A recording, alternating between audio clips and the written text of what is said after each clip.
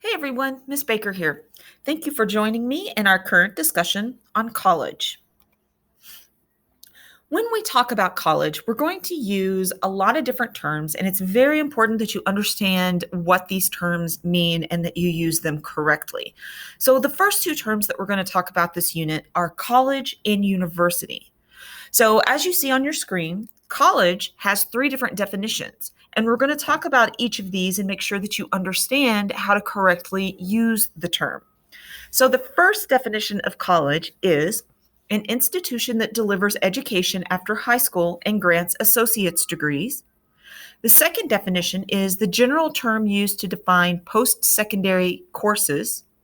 The third definition is the term used to define a specialized area of study within a university. So let's look at each one of these and break it down and make sure that we understand exactly what it is each one of these definitions is saying. So we're going to look at the first one. An institution that delivers education after high school and grants an associate's degree. So when you're talking about degrees, you're referring to either an associate's degree or a bachelor's degree. So we have associates versus bachelor's. An associate's degree is a degree that you get after completing 2 years of college. A bachelor's degree is a degree that you receive after completing 4 years of college. So when I use the word college in this sense, I'm actually using it in this second definition. So a general term used to define post-secondary courses. So before we finish talking about one, we're going to skip to number 2 for a second. So let's look at the phrase post-secondary courses. So courses, sorry, I keep bumping the screen. Courses means classes. So you say course, you can also say class. So basically a post-secondary class. Post-secondary is referring to when in your educational timeline did you take this class. So when you are going to school, anywhere from K to 12, then you have anything after 12, right?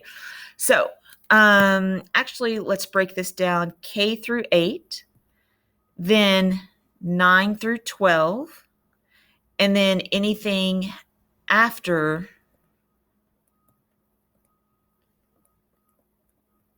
12. So K through 8 is referred to as primary. 9 through 12 is referred to as secondary. And then anything after 12th grade is referred to as post-secondary. So when you go to school, if you are in grades, kindergarten through 8th grade, you are attending primary school. As soon as you hit high school, grades 9, 10, 11, and 12, you are attending secondary school. Then, after you graduate high school, if you take a class after high school, after secondary school, it is considered post-secondary. Post means after. So post-secondary means after your secondary education. So after you have graduated high school. So any class that you take after high school, you use the word college to describe it. I'm taking a college class at ACC. I'm taking a college class at the University of Texas. So whether or not you're attending an official college or university, the fact that you're taking that class after high school means that you are taking a college class. All right. Now, the third definition is a term used to define a specialized area of study within a university. So we need to look at the word university next to be able to finish out understanding the definition that we just defined for the word college in definition number 3. So let's look at university first. So university is an institution of higher learning that grants degrees upon completion of academic requirements. And it is composed of several colleges, such as the College of Nursing, College of Business, College of Natural Science, College of Marketing, College of Art, whatever program or whatever specialized area of study that you are looking at, that is referred to as a college that is housed within a university. I know it's a little confusing, so let's explain that a little better. So we can think of colleges at a university the same way you think of endorsements or programs at a high school.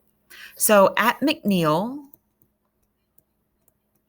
we have several endorsements that you can get. You can get the health science, you can get your STEM, and then there are others that I'm drawing a complete blank on, but there are others we'll just call X and Y, etc. So each one of these is its own program of study, right? So McNeil is the main school, but then you go to these individual programs within McNeil. So that's kind of the same setup as a university and a college. So in this level, McNeil would be the university level, and then each of the endorsement or each of the programs of study would be the college level.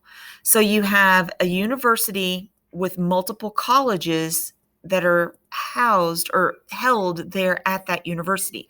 So I went to university or St. Edward's University here in Austin, but my program of study was in the College of Natural Sciences because I got a biology degree.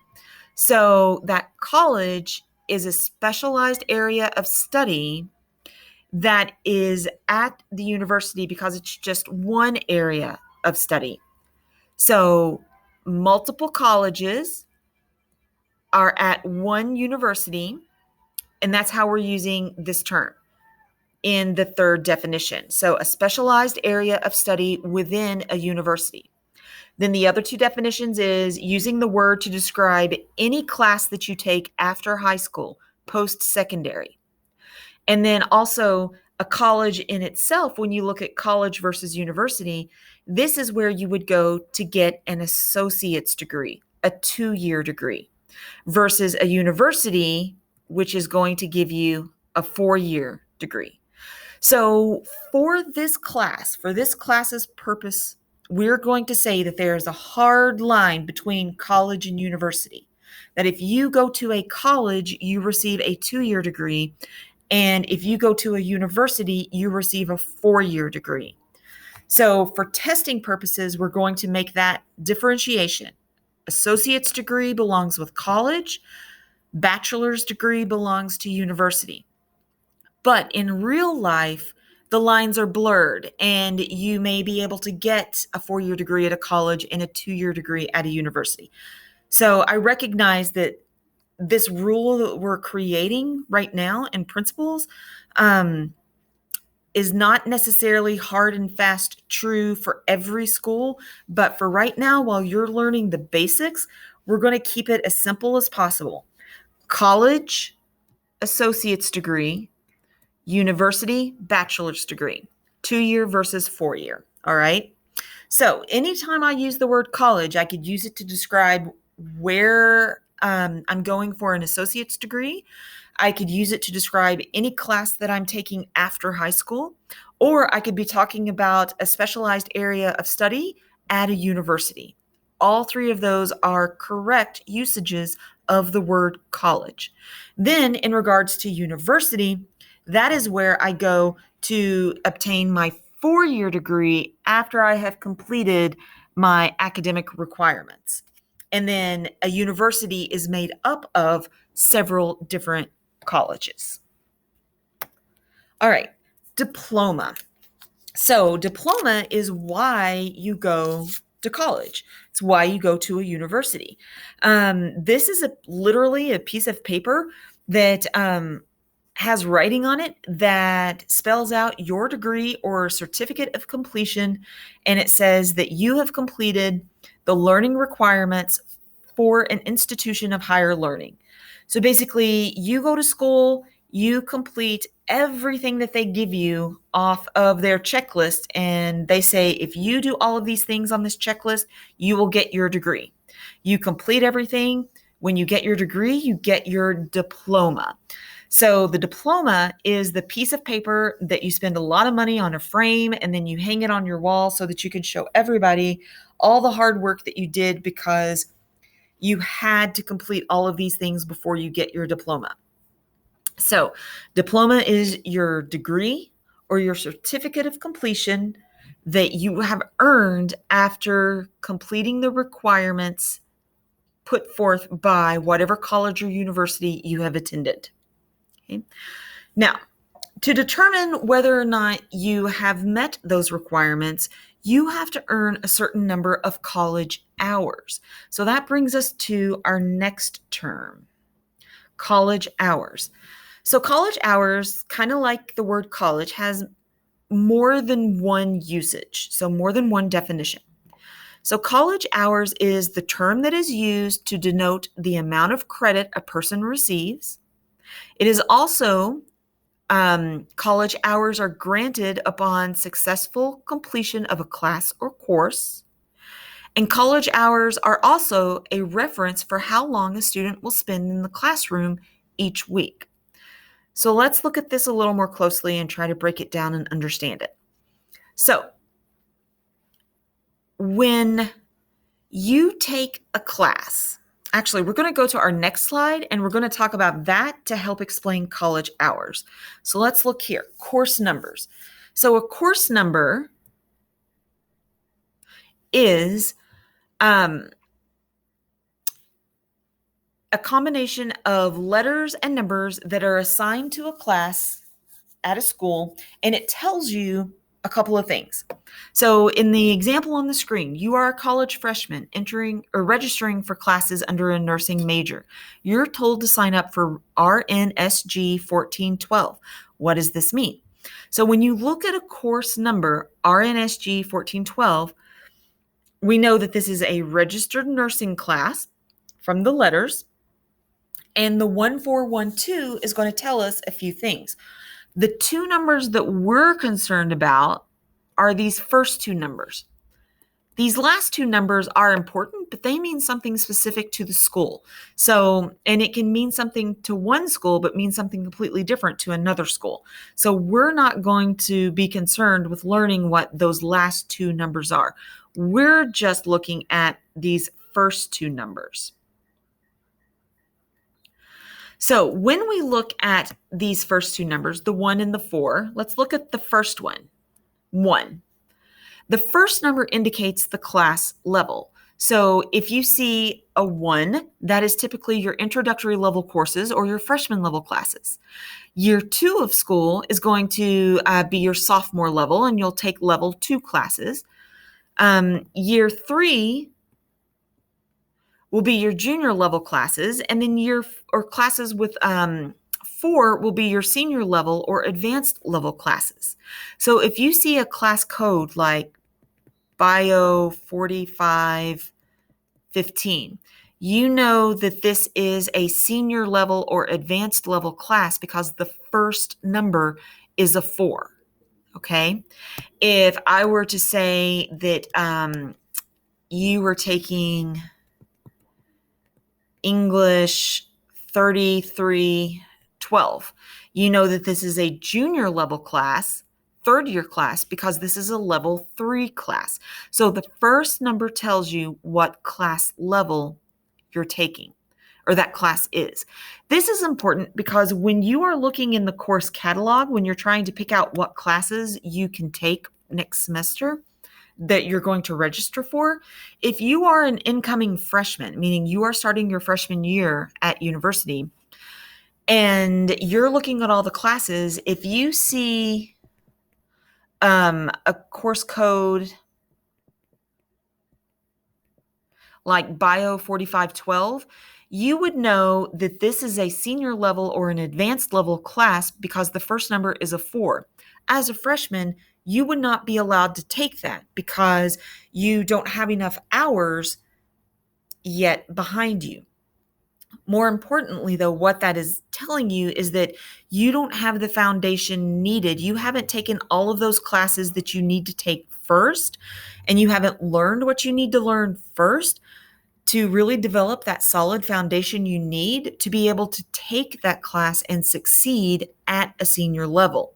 So then what you would need to do to be able to take this 4512 class is that you would need to take all classes that start with a 1, and then any classes that start with a 2, and then all of your classes that start with a 3, and then by your senior year, you would be eligible to take the classes that start with a 4 because you have taken those earlier prerequisite classes that you need to build up your foundation so that your chances of passing that class when you do take it are much greater. If you were to take a senior level class as a freshman, most likely you would fail it. So they want you to succeed. You have to have a certain amount of knowledge before you can take those advanced classes. So you have to take your classes in order. So it's very important that you pay attention to that first number in your course number when you're picking out your classes so that you know that you are picking out the right ones. So the first number tells you the class level. Now, the second number tells you how many hours you will be attending the classroom every week for that class, and also how many hours you earn after you successfully pass that class at the end of the semester. So that may sound a little confusing, so let's look at that a little bit. So for this nursing class, 1412, the 4 tells us that, the 4 tells us that this is a 4-hour class, okay? That means that at the end of the semester, after you have successfully taken all of your exams and your final exam, and you have gotten a passing grade, you will earn 4 hours towards your major. Okay, so you will earn 4 hours. It also means that every week in class, you can expect to spend 4 hours in the classroom every week. Now, it may be that you meet one day a week for 4 hours. It may mean that you meet twice a week for 2 hours each time. So like 2 2-hour lectures, maybe on a Monday, Wednesday, or a Tuesday, Thursday. And you're meeting each of those days for 2 hours for a total of 4 hours. Or it could be that you're meeting 4 times a week, 1 hour each time, so that on Monday, Tuesday, Wednesday, and Thursday, you meet for 1 hour each day for a total of 4 hours that week. So that second number is telling you a lot of information. It's telling you how much time you're spending in the classroom each week for that one class. Plus, it's also telling you how many hours you're earning after you pass that class at the end of the semester towards your degree, because you have to accumulate a certain number of hours before you can graduate with your degree. So let's come back to college hours here.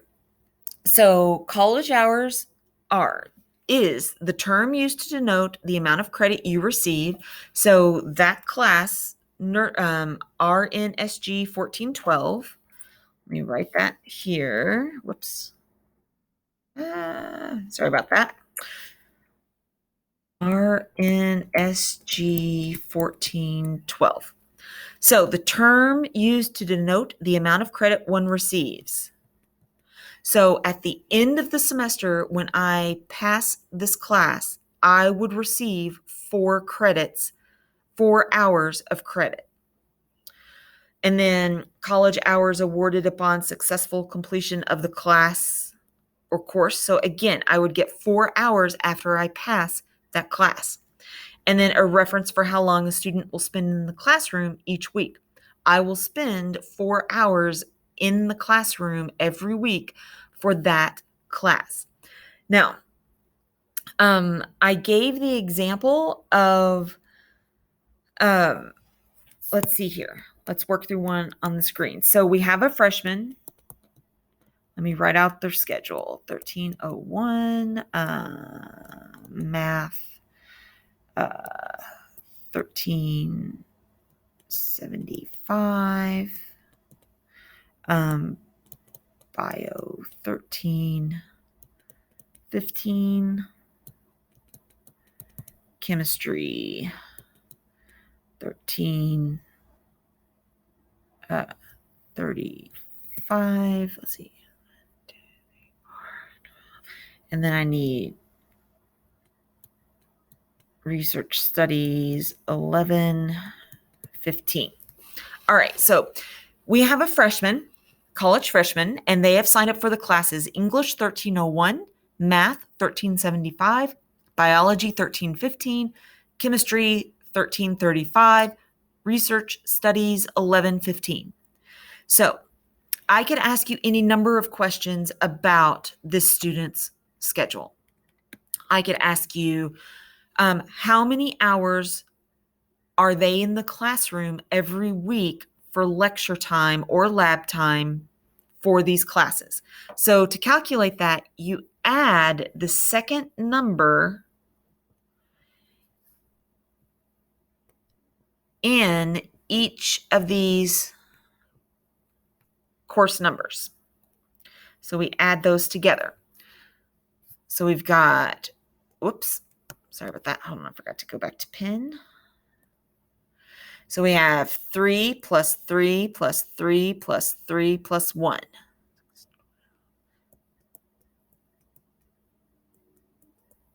So we're looking at 13 hours. So this student can expect to spend 13 hours in the classroom every week. Now, this is not the amount of time that they spend studying. This is just the amount of time that they're in the classroom. So I could also ask you, how many hours would the student earn at the end of the semester if they pass all of their classes? Again, the answer would be 13 because you add the 3 plus 3 plus 3 plus 3 plus 1 to give us 13.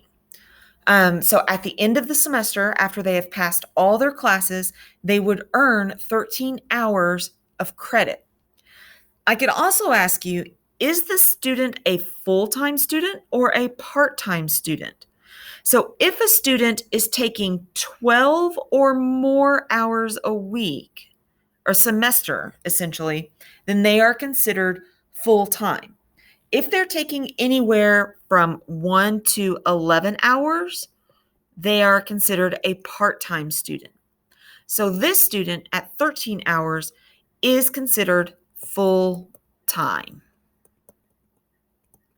because they will be taking or earning 13 hours at the end of that semester. They're in the classroom 13 hours a week each semester. And we know this because we've looked at their course numbers.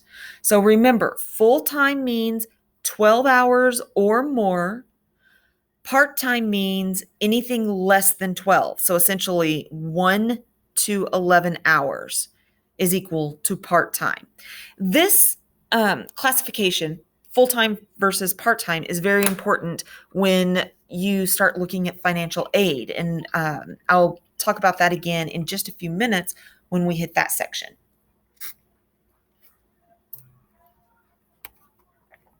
All right. So when we look at our course numbers, the first two numbers are what are important to us. So the last two numbers mean something to the school that you're going to. Those first two numbers tell you what the level is for the first number. And then the second number tells you how many hours you will attend class and how many hours you will earn at the end of the semester once you have passed that class. Now, one quick note about earning hours at the end of the semester. Let's go back here. If you fail a class, if you don't pass all of your classes, then you don't get the hours for that class that you failed. So let's say that I did not pass my math class, then I would not earn those 3 hours towards my degree. So yes, I had to pay for 13 hours because I was attending school for 13 hours a week. But when it comes time to graduating and getting my degree, um, if I don't repeat that class, then and pass it when I repeat it, then I would not have the hours that I need to graduate because I have to take this one and pass it in order to get my degree. So if I fail a class, then the credits that I've earned or the hours that I earned at the end of that semester would only be 10 because you only count the hours that you pass. So it's very important to remember it's not only the amount of time that you are in your class each week, but also the amount of hours or credit that you earn at the end of the semester after you have passed the class. Okay, let's talk about residency. So residency is important because this determines how much you pay for tuition if you are looking at a public school. Um, so residency is defined as where you live. So when you are talking about residency, you're talking about your state residence. So are you a Texas resident? Are you not a Texas resident? The reason that this is important is okay, let me see if I can draw. I don't know if I can. That's supposed to be Texas, but I know that that is not very good. So we're going to pretend that this is Texas. And then this is the rest of the United States. Okay. So here we have the US and then we have Texas. Now, where you live is a little misleading. It's where you lived when not enrolled in college, but before the year that you go to college. I know that sounds confusing. So if here is when you start college, this is a timeline. So timeline. This is when you start college. So from here to here is 1 year. So where did you live that during that 1 year before you started college? If the college that you're going to is in Texas and you lived in Texas during that year before you started school, then you are considered an in-state student.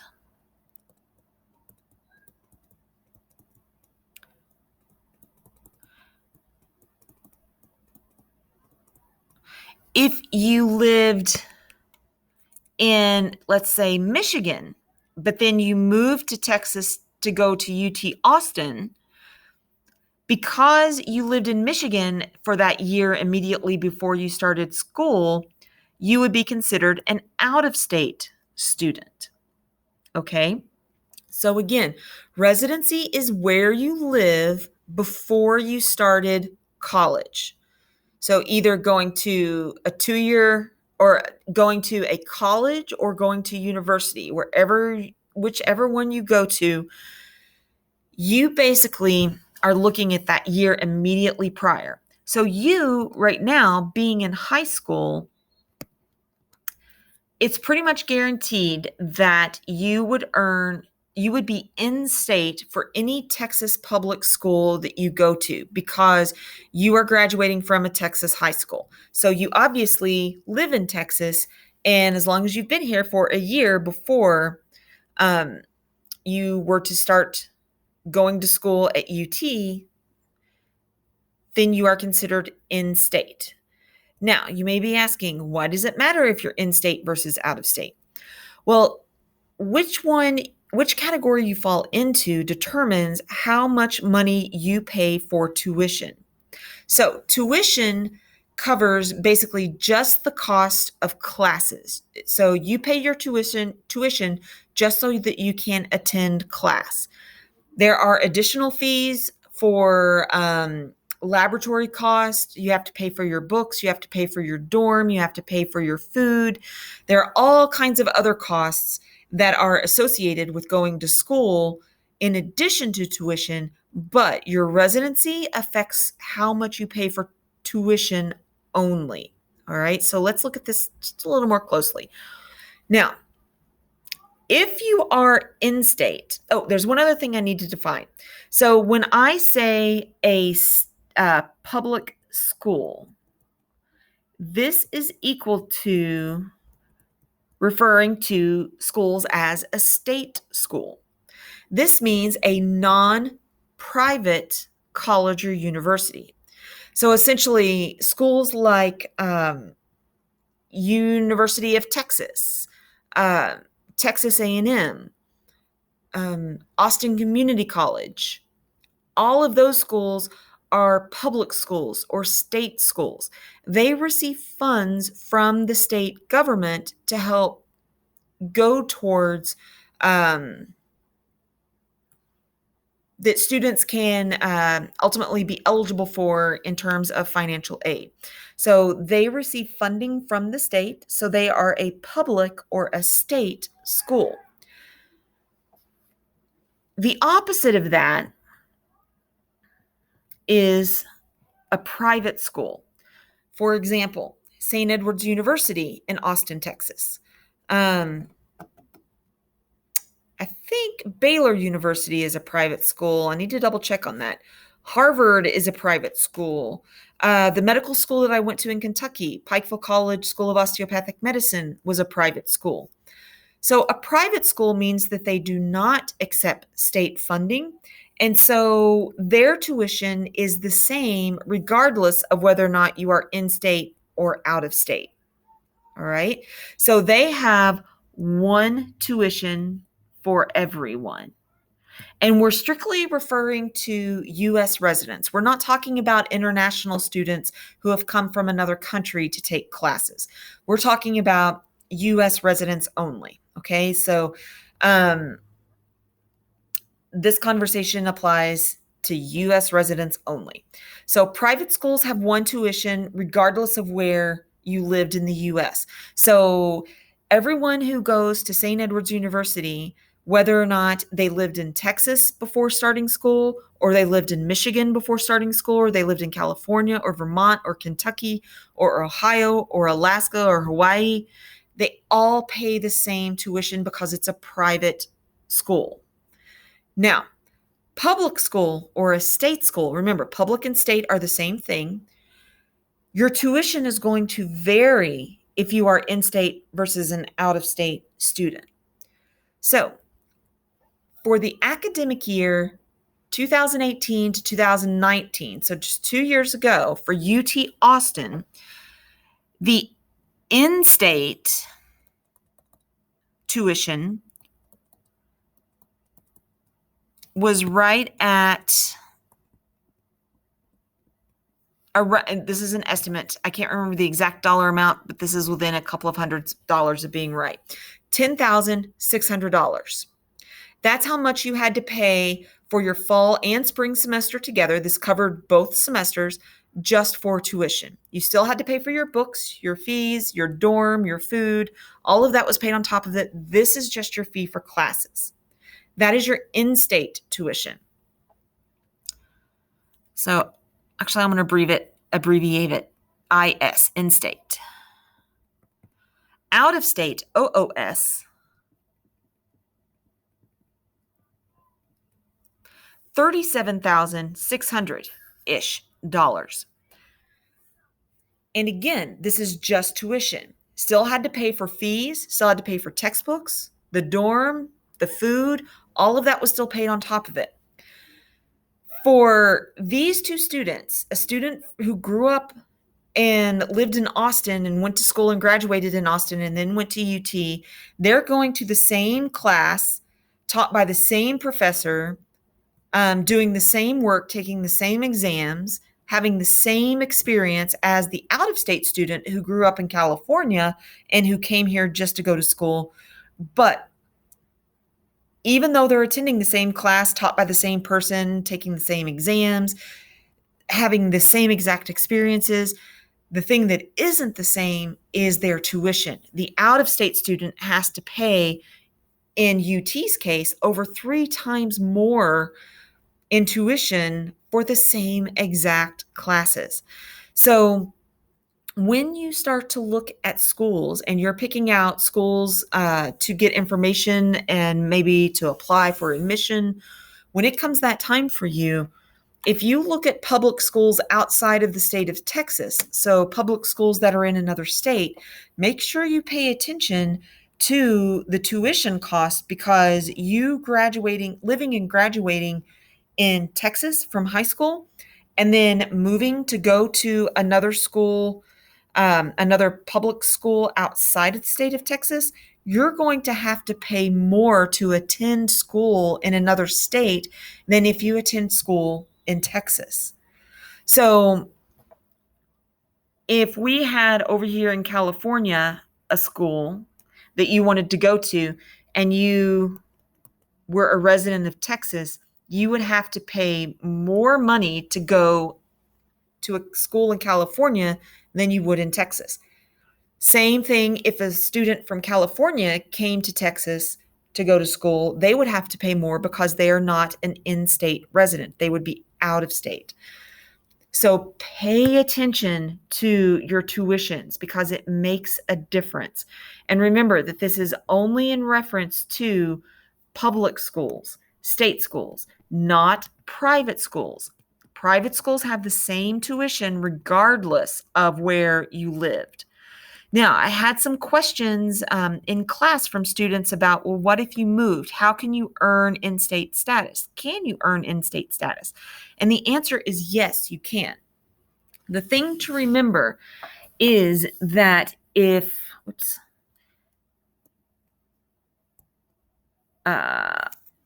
me say.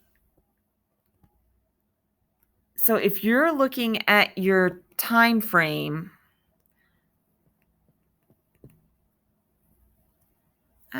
sorry about that. Nope, go away. There you go.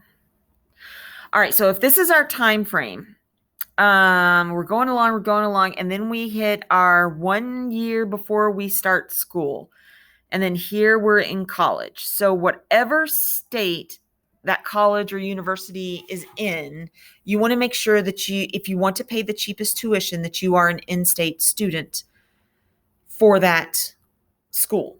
So let's say, like when I moved to Texas, I thought I was going to go to University of Texas at Austin. So when I moved here from Kentucky, so let's say UT Austin. So when I moved here, in order for me to qualify for in-state tuition, I needed to live in this state and not go to college or university for 1 year before I started UT or was scheduled to start UT. So I could not take any classes, so no college classes during this year. And all I did was work. And as long as all I did was work or hang out or do whatever, do anything except take college classes during this year immediately before, so I moved to Texas. So I moved to Texas. I spend a year not taking college classes, but working. Then after that year has passed, then I can go to college and I would pay in-state tuition. But if I moved to Texas about right here, inside that year timeline, it's not a full year that I lived there before going to college. Now, all of a sudden, I'm not an in-state tuition. I would have to pay out-of-state tuition because I had a shorter timeline, okay? I didn't live here for that year. So you need to make sure that if you are going to another school outside of Texas and you're trying to earn in-state residency so that you can pay in-state tuition, which is the much cheaper option, that you live there for the amount of time that they say you need to, which is usually 1 year, without taking college classes, so that then you have earned your residency of in-state status. Okay, now, private schools, like I said, are different. So with a private school, it doesn't matter where you live before college. You can move here the day before you start classes, and you pay the same tuition as someone who lives in the same town as the college or university. So private schools are different, and it's because of the funding that they get from their state. So this residency issue is only an issue if you go to a public or state school. Developmental classes. So developmental classes, it sounds like they're a bad thing, but they're not really a bad thing. They are remedial classes that are required for students who do not meet the minimum requirements of knowledge in a subject matter. So when I went to St. Ed's, in order to get my biology degree, I had to take calculus. Now, I never took calculus in high school. I took pre-calculus, but that was 12 years before I started St. Ed's. And I can assure you, I did not remember anything that I learned in my pre-calculus class from 12 years ago. So instead of just jumping right into calculus and taking that and failing it because you don't want to fail classes, it really hurts your GPA and can jeopardize your chances of graduating. And you have to repeat anything that you don't pass. So you're spending more money on tuition to repeat classes.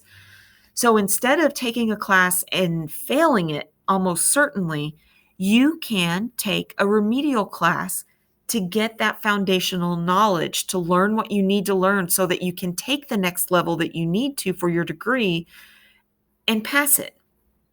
Now, so what I did was I took a class from Austin Community College. I took a pre-algebra class, and then I took a pre-calculus class.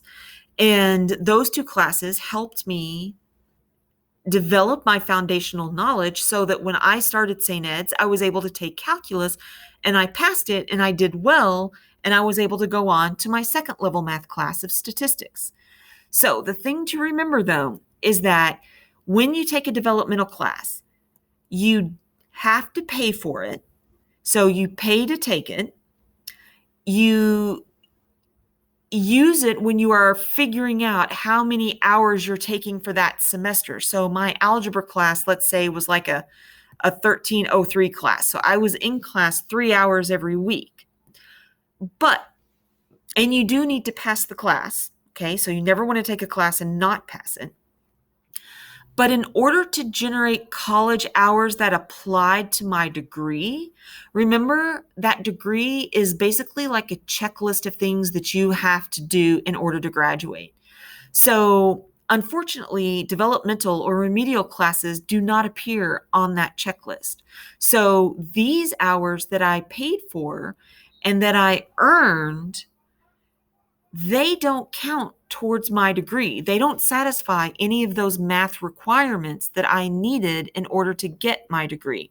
I still had to take my calculus class, and I still had to take my statistics class, but I was able to do so successfully because I took my pre-algebra and my pre-calc class.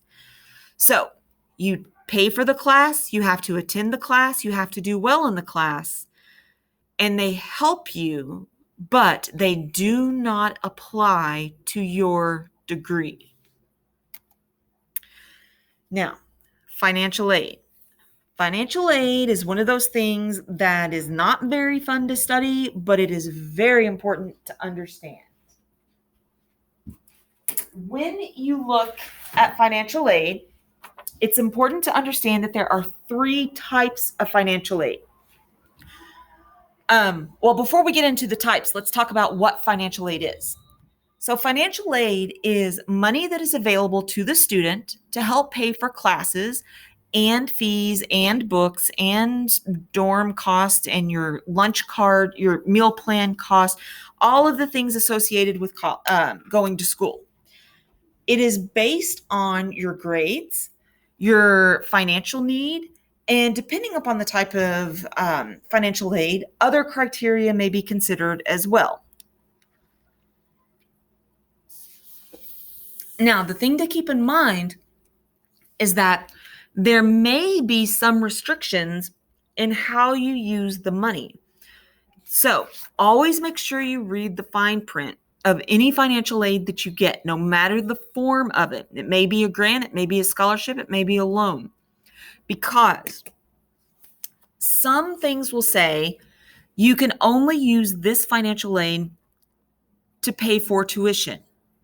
It is not to be used towards books or towards your dorm cost or towards meal plans or anything like that.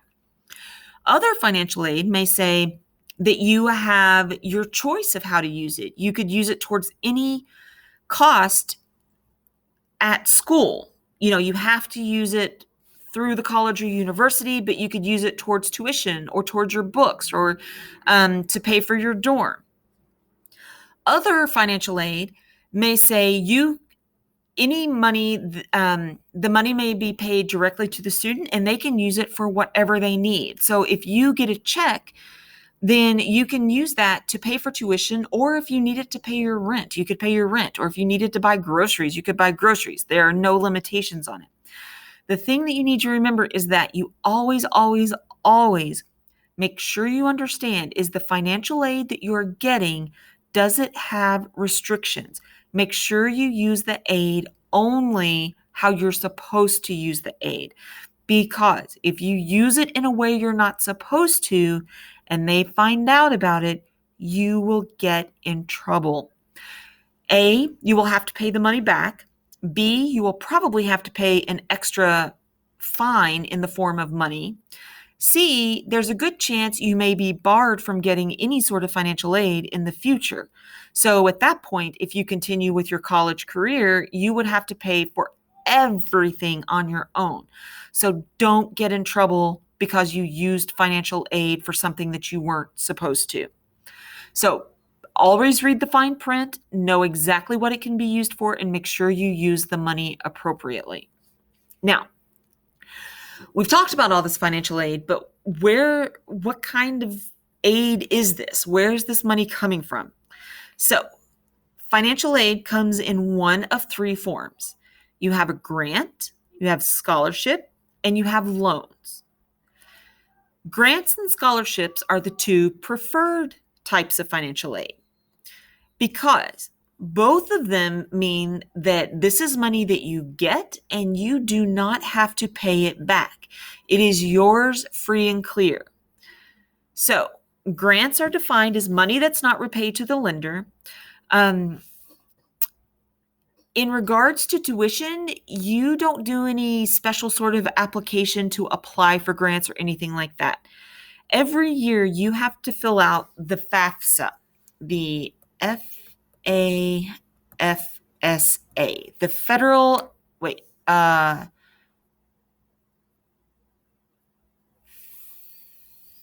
financial aid, hold on, no, federal aid for,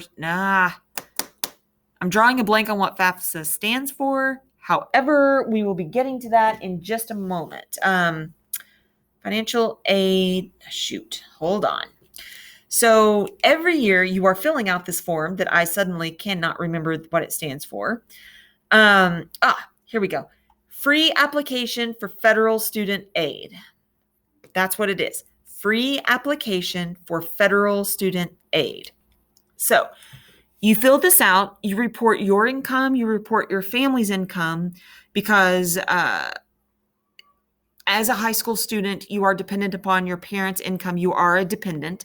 So you would report your parents' income and you answer a bunch of questions and all this stuff. And then a financial aid package is put together for you.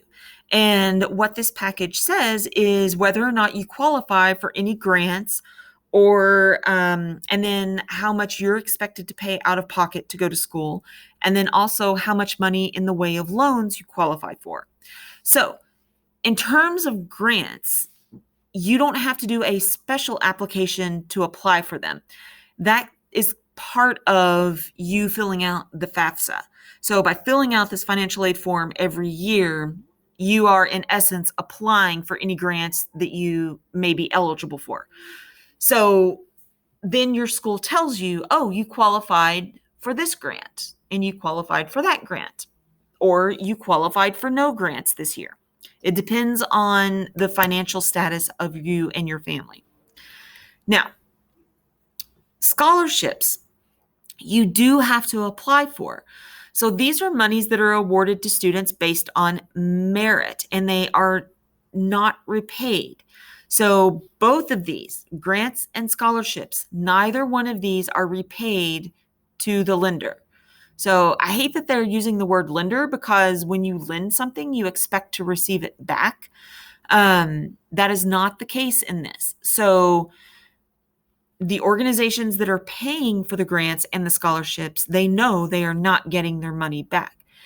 Now, scholarships, I should clarify a statement. I said that you apply for them. So some scholarships that you qualify for are determined partially based off of the results of the FAFSA, but then also your GPA, your grades may be taken into consideration. So schools may have certain scholarships that when they look at your financial need and they look at your academic accomplishments, they may determine that you automatically qualify for and are eligible for certain scholarships, and that would be presented to you as part of your financial aid package. Scholarships that you may traditionally think of are more along the lines of those types that you have to write out an application for and submit your application to an organization to see if you can win that scholarship or be awarded that scholarship.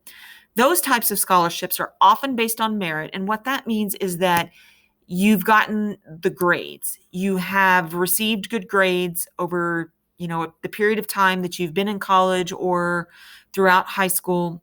You have a good GPA, and you have volunteer experience, and all of these things make you worthy of receiving those funds. So scholarships, usually you have to fill out an application for, prove that you deserve these things, and they are awarded on merit. But if you get those scholarships, again, they are not repaid. So if you had to choose the top two types of financial aid that you wanted out of the three, the top two would be grants and scholarships, because neither one of those have to be repaid.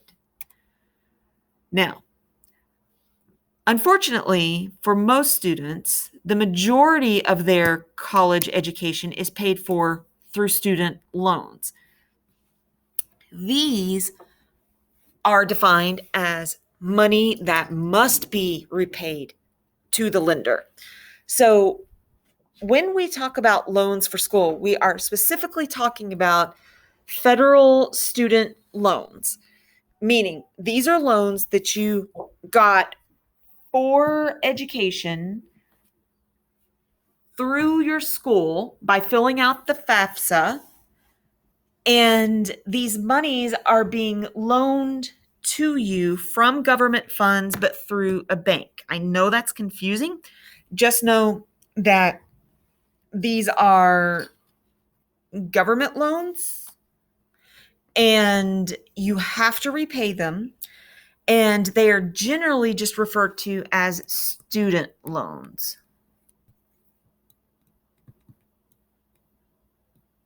So when you see the term student loans, this is what I'm talking about. So the good thing about student loans is that when you get a student loan, the interest rate that is applied to student loans is generally lower than the interest rate for loans that you get for things like buying a house or buying a car or some other large purchase. So that's a good thing. Another good thing about student loans that are not the case for other types of loans you get, usually when you get a loan, you have to start making payments on it right away, right? So with student loans, however, your payments are actually deferred until after you complete school or until you are no longer enrolled in school. This slide is assuming that you are graduating, but not everyone finishes college. some people end up quitting for one reason or another. So payments are deferred or are put off until after you are not in school anymore. Hopefully it's because you've graduated versus quitting. Now, the thing to keep in mind is that there are two types of student loans. We have subsidized student loans. Wait, let me do this in a brighter color. Hold on. We have subsidized student loans and unsubsidized student loans. If you had to pick which one you wanted more of your funds to come from, you would want them to be subsidized more than unsubsidized. But you don't get to pick. You basically get what the school tells you you're getting. You get this much money in subsidized loans, and then you get this much money in unsubsidized loans. And for most people, the amount of unsubsidized is much larger in your award package than the subsidized. But what do these terms mean? Why do we care?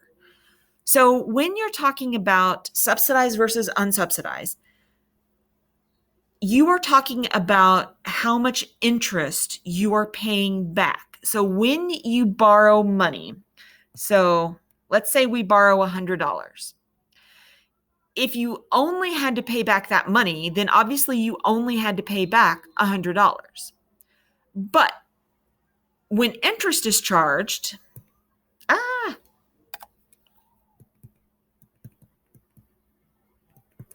you have to pay back that $100 plus however much money built up in interest. So if it's a 4% interest, so if I lent my friend $100 and I said, I'm going to do easy math. I'm going to say 5%. So here's $100, but you have to pay me back with 5% interest. They would have to pay me back all of the $100 plus that extra 5. So they're paying me back more than the amount that I lent them, right? So when these numbers get big, like in the thousands, let's say that, hold on, I need my calculator because I cannot do the math in my head. So if your tuition is $10,000 for 1 year, we're going to try to keep the math super simple. Keep going to the wrong screen. I'm sorry. So if you borrow $10,000 and you have to pay back with, let's see, times 3.4%. So if I just had to pay a super simple, like 3.4%, then that would add an additional $340. So that would mean I would have to pay back $10,340. But with college, this interest keeps adding, so that ultimately the amount that you're paying back is several $1,000s more than what you borrowed for that one semester. So it adds up a lot. So to kind of give you an idea of how much the interest adds up. So when I went to medical school, I had $37,000 in debt left over. The rest of my school was covered in scholarships. But I had to take out loans for $37,000. In medical school, get back here. For year one, tuition was $42,000. For year two, for year three, so we've got $42,000 each year times 4 plus $37,000. So that meant that $205,000 is just in tuition cost alone. Now, I also had money that was taken out for living expenses. It was about It was around 5,000 each year for these years. So let's say, so 5, 10, 15, 20. So 20,000. So that was around $225,000. Now, when I left medical school, when I got sick, the amount that I owed after interest was over $250,000.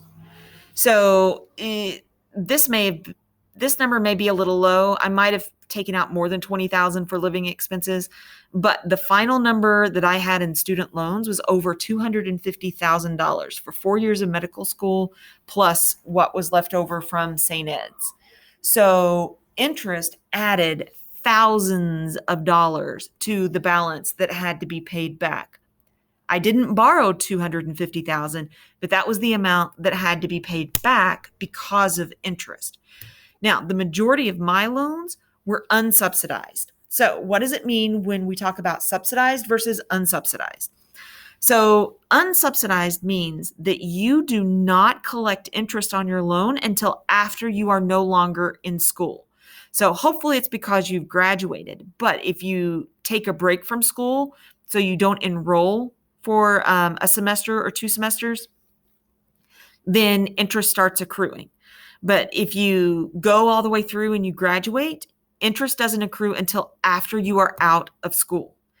Unsubsidized means that your loan starts collecting interest the moment that money is made payable to you. So it is growing in amount you have to pay back the entire length of the loan.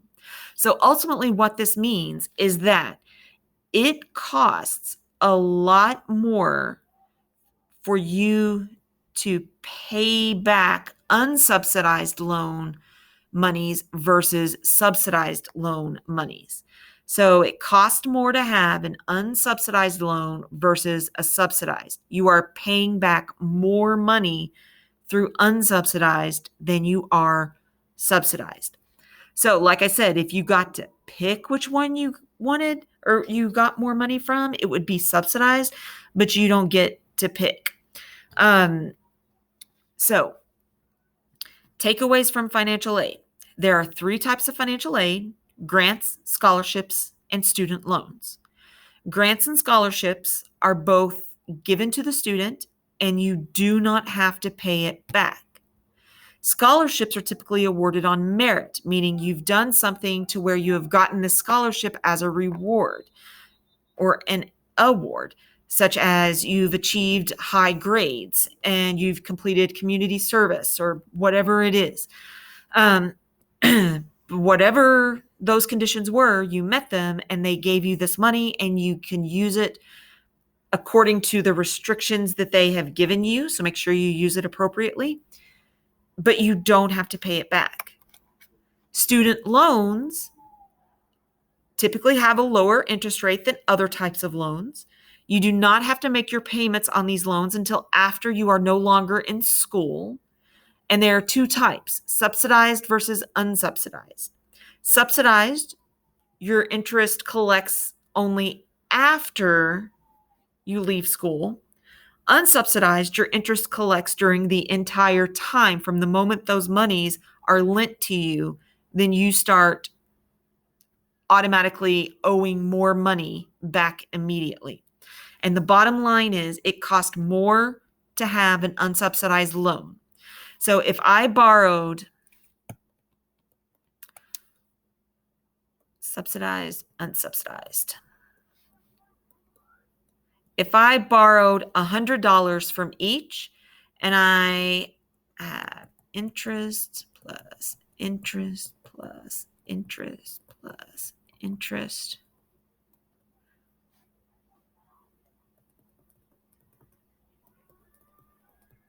so here's year 1, 2, 3. All right, so I'm in school and I get a $100 loan that's subsidized and a $100 loan unsubsidized. So in year 1, 2, 3, 4, then I graduate. So in year 1, there is no interest being added to that amount that I have to pay back in my subsidized loan.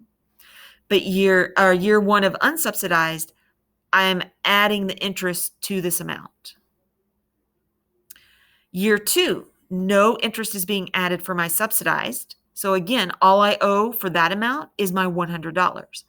But now I've got like 2 years worth of interest to be added to that 100 that I have to pay back.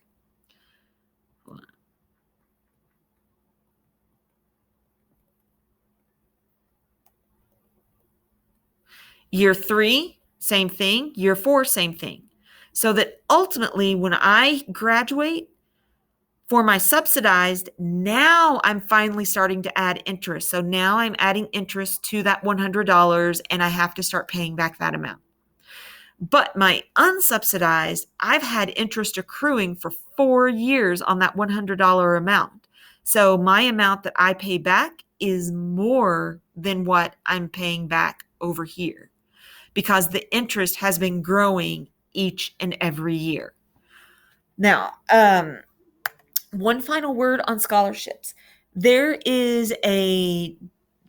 are several databases online. We'll talk about one at the end of the PowerPoint, fastweb.com.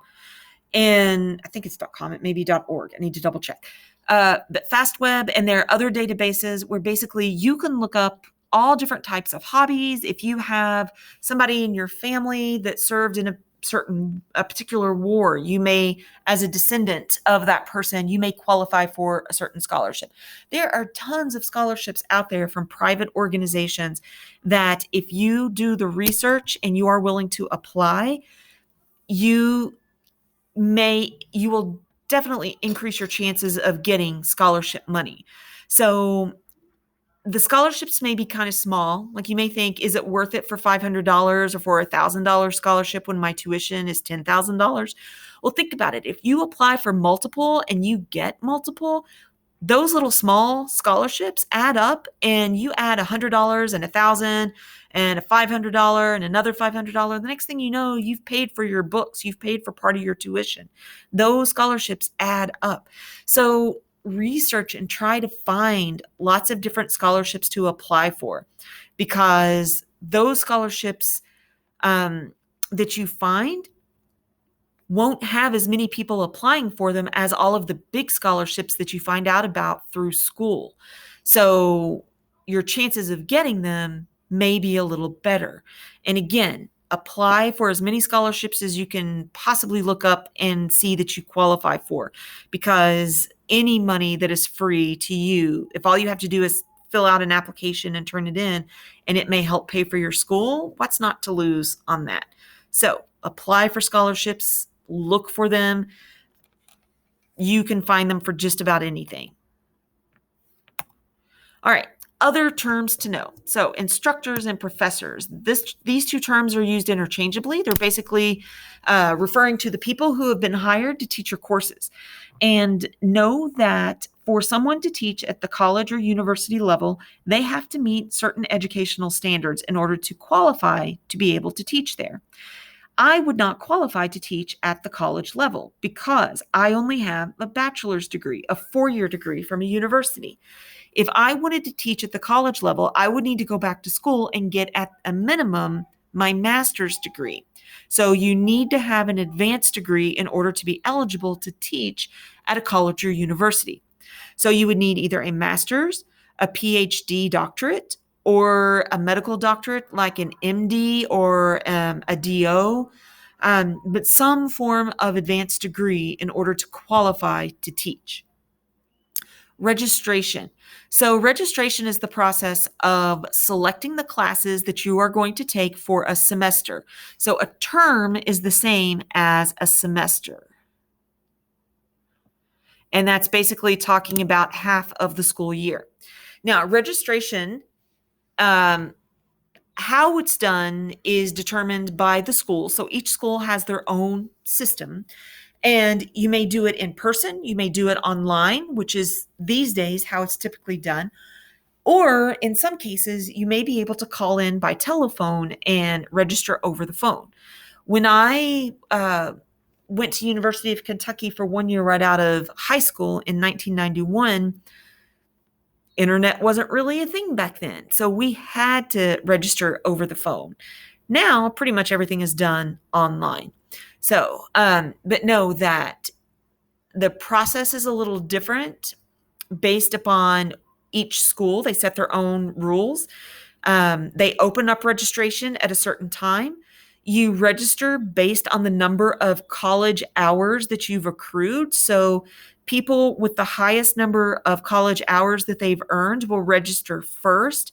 And then the lower down the totem pole you are in terms of how many hours you've earned, the longer you have to wait before you can register. Everybody else registers in front of you, or anyone who has more hours than you are allowed to register before you, and then you finally get to register. So you get to have your choice of what's left over, basically.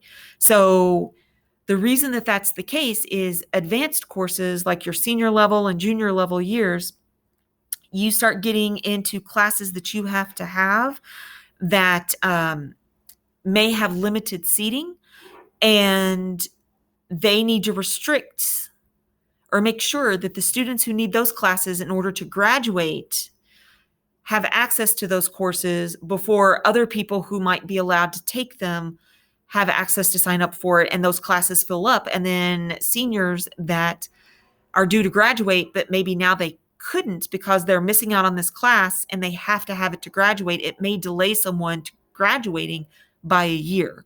So in small colleges and universities, you have to be very careful and that you know when your classes are offered so that you work out your degree plan and your schedule so that you build everything in. So, but in terms of registration, knowing that it's how you select your classes for a semester, you usually do it online, maybe done in person, manually, or over the phone, and that the more hours you have, the earlier you'll get to register. The course catalog, we talked about a little bit back on the course hours page. It contains information about what classes are offered at a school during a particular semester. So every semester, or at the end of every semester, they'll publish a course catalog for the new semester that's coming up. So you access that course catalog, you look up all your information, you figure out your schedule when registration opens. When it's your turn, you register for your classes. Then at the end of that semester, a new course catalog is published for the next semester. You go through the catalog, you pick out your classes for the next semester. Then registration opens, you register, etc. And you keep doing that until you make it through all your semesters and you graduate. But the course catalog contains all the information you need to know about all the classes that are being offered at a school during the semester. Now, the application form. So the application form is completed when you apply to an institution, and that means when you apply to a college or university. So you need to look on the school's website to see if they have their own personal application that you fill out through their website, or do they participate in an application service where you would go to one centralized website, input all your information once, and then select schools from their database, and then they push out your application materials to the schools you've selected. So you need to make sure that you know if your school requires you to apply directly to them or if they require you to use an application service. So one of the websites at the end of the PowerPoint is applytexas.org. So applytexas.org is an application service for all state Texas schools. So all public Texas schools, like UT, ACC, Texas State, Texas A&M should be considered a state school.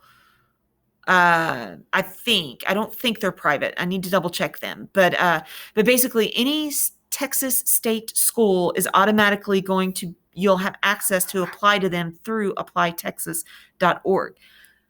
Any community college and any private school that has chosen to participate with this application service will also allow you to apply to them through there.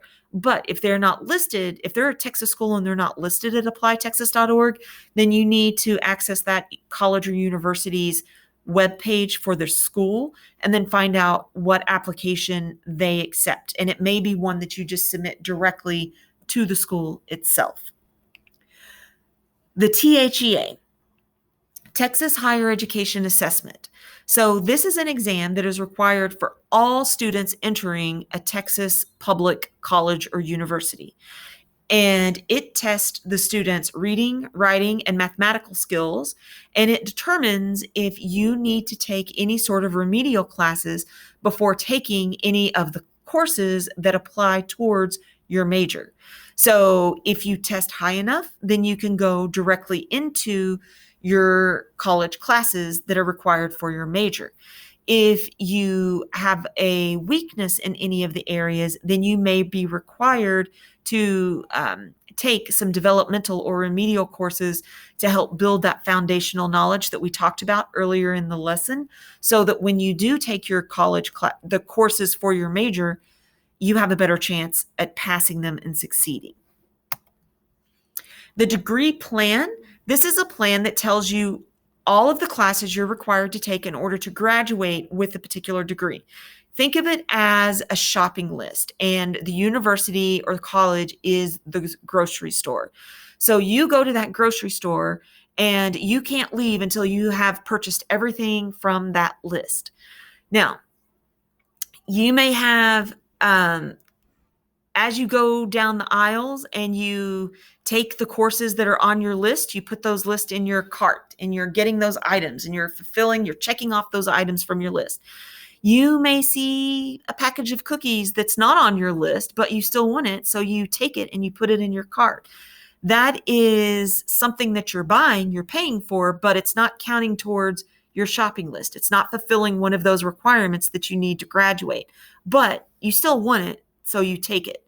In college, that would be like an extra elective class. It's like, ooh, I really want to take a swimming class or an art class. It's not going to count towards my major, and I have to pay to take it, but I know that the hours aren't going to count towards my degree, but I really want to learn how to paint, or I really want to take this photography class. So you can take extra classes that don't go towards your degree, but know that in order to get your degree, you have to complete all of those classes that are on your degree plan.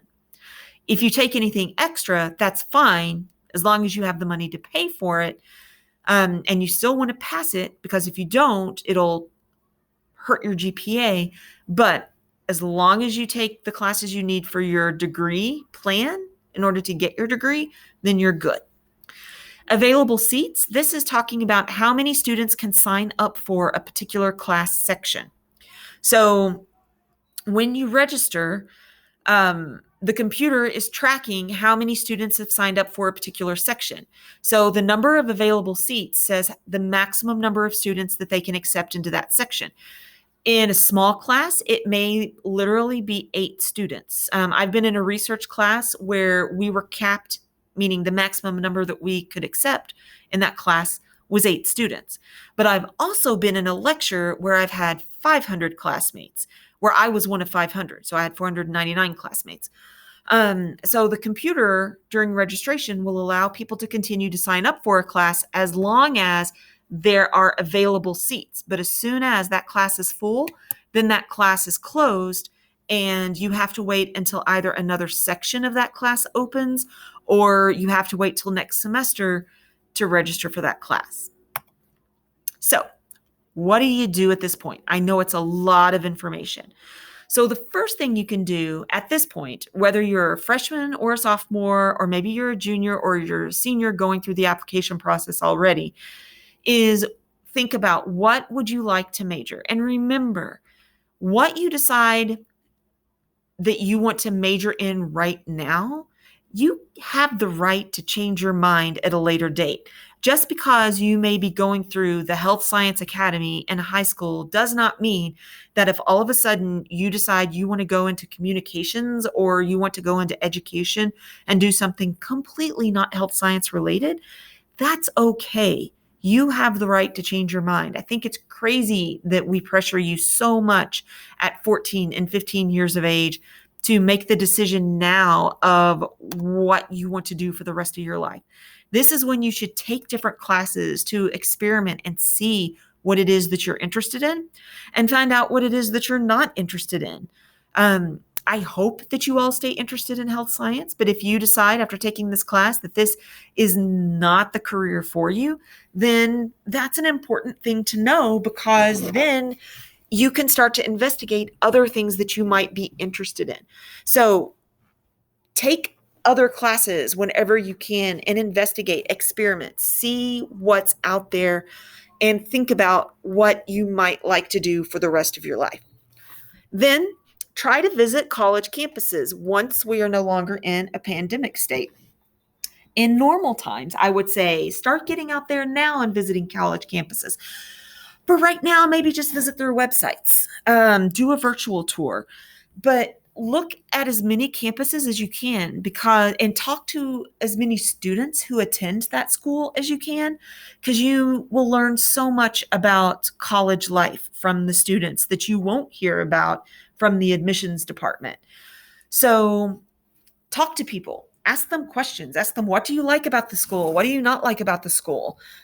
You may find that a school is a great fit for you for whatever it is that you are looking to get from college, or you may find that a particular environment is not a good match for you. When I came to Texas, I thought automatically that I was just going to apply to UT in Austin, and that was where I was going to go to get my undergrad, and that was going to be it. But when I moved here and I went to campus and I saw how big it was, I kind of freaked out. And it was like, big schools are not for me. I need a small campus with small classes where I can't get lost in a class of 500, to where if I don't go to class, the professor's going to call me out on it. And if I don't do well on a test, they're going to call me out on it. And that was why I ended up choosing to go to St. Edward's University versus UT Austin, because it was a smaller school. And yes, if I didn't show up, my professors were on me. If I didn't do well, I knew that I could go talk to them. It was just the right environment that I needed to succeed. And I did really well there. I did well enough to get accepted into medical school. So they helped me achieve my goals. But other people, not me, are just as successful going to a large school like UT and still get into med school and are able to accomplish their goals. But I just knew that what I needed was different. And you can learn these things when you go to campuses and you talk to students, and talk to your counselors. The counselors here are full of knowledge in regards to college. So ask them questions now. It's never too early. So research, research, research. Then when the time comes, decide what college do you want to go to, and pick out a couple and apply to them. Fill out your application, fill out the FAFSA for financial aid. And then after you get your acceptance letter, then you plan your schedule, then you register for classes, and then you go and you attend and you rock college and you do well. And then you graduate and do whatever it was that you decided that you wanted to do. Now, some websites to help you. So fastweb.com. This is the scholarship database that I referenced back in the financial aid section. So this is just one scholarship database that's online now. There are other ones that you can research. So start researching and seeing what you can find in regards to scholarships. You can search by interest. You can search by what you plan on majoring in. Lots of different ways to look for things. So a wealth of information is at that website. Then the free application for federal student aid, the FAFSA. So www.fafsa.ed.gov. So this is where you would go to fill in all of your financial aid information. And then that is how your financial aid package is put together by the school. And then they tell you what aid you qualify for and how much you have to pay out of pocket. Then www.applytexas.org. This is the application service for Texas public universities and colleges, and also for any community colleges and any private universities and colleges that participate in the state of Texas. So if a school that you are interested in is not listed in their database, then you need to go to that school's personal website or school website and look at the admissions department and see what they require for applications. And that concludes our discussion of the PowerPoint. However, I did want to go over the notes with you really fast. So let me open up the notes. Hold on one second.